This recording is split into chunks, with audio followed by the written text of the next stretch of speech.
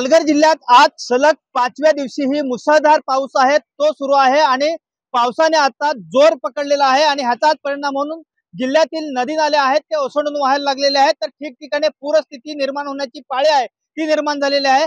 मी सध्या सूर्या नदीच्या किनारी आहे। आपण पाहू शकतो की सूर्या नदीला हा मोठा पूर आलेला आहे। एकूणच पाहायला गेलं तर सूर्या नदी पाहाल तर दुथडी भरून वाहायला सुरुवात झालेली आहे।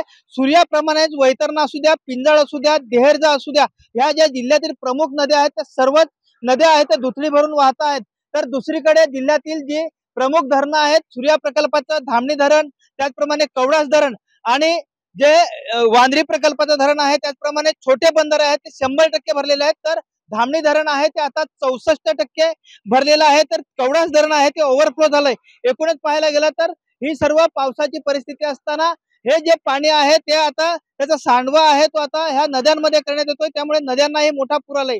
दुसरीकडे ज्या भात लावण्या शेतकऱ्यांच्या सुरू होत्या त्या आता खोळंबण्याची पाळी निर्माण झालेली आहे। तर ठिकठिकाणी जी लावणी झालेली भात शेती आहे ती सुद्धा पाण्याखाली गेलेली आहे। एकूणच पाहायला गेलं तर हा जो पाऊस पडतोय त्यामुळे ठिकठिकाणी जी पूरस्थिती आहे ती निर्माण होण्याची पाळी निर्माण झालेली आहे। डहाणू असू द्या, तलासरी असू द्या, विक्रमगड, मोखाडा, जव्हार ह्या भागाची ठिकठिकाणी आहे ते सखल भागात पाणी साचायला सुरुवात झाले, त्यामुळे जनजीवन विस्कळीत होण्याची पाळी आहे ती निर्माण झाले।